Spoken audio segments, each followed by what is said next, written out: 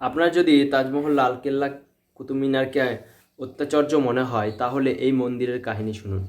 বৃষ্টির পূর্বাভাস দেয় কানপুরের এই জগন্নাথ মন্দির। আপনি কল্পনা করতে পারেন এমন কোনো ভবনের যার ছাদ থেকে প্রখর রোদে টপটপ জল পড়ছে আর বৃষ্টি শুরু হওয়ার সাথে সাথে ছাদ থেকে জল পড়া বন্ধ হয়ে যাচ্ছে। কানপুর শহর থেকে 40 কিলোমিটার দূরে ভিতরগাঁও বেহেতার ঘতমপুর এলাকায় রয়েছে এই জগন্নাথ মন্দির। স্থানীয় বাসিন্দাদের মতে কখন কতটা বৃষ্টি, ভারী, মাঝারি বা ছিটেফোঁটা বৃষ্টি হবে সব কিছুরই আগাম ইঙ্গিত দেয় এই মন্দির। বৃষ্টির 6-7 দিন আগেই এই মন্দিরের ছাদ থেকে জলের ফোঁটা পড়তে শুরু করে। সেই ফোঁটার আকার দেখেই বোঝা যায় কতটা বৃষ্টি হবে। সবচেয়ে চমকপ্রদ ব্যাপার, বৃষ্টি শুরু হলেই মন্দিরের ছাদ থেকে জল পড়া বন্ধ হয়ে যায়। আর মজার ব্যাপার হলো মন্দিরের ছাদে কিন্তু কোনো ফাটল নেই। এলাকার আশেপাশের 35টি গ্রামের বাসিন্দারা এই মন্দিরকে রেন টেম্পল নামে ডাকেন।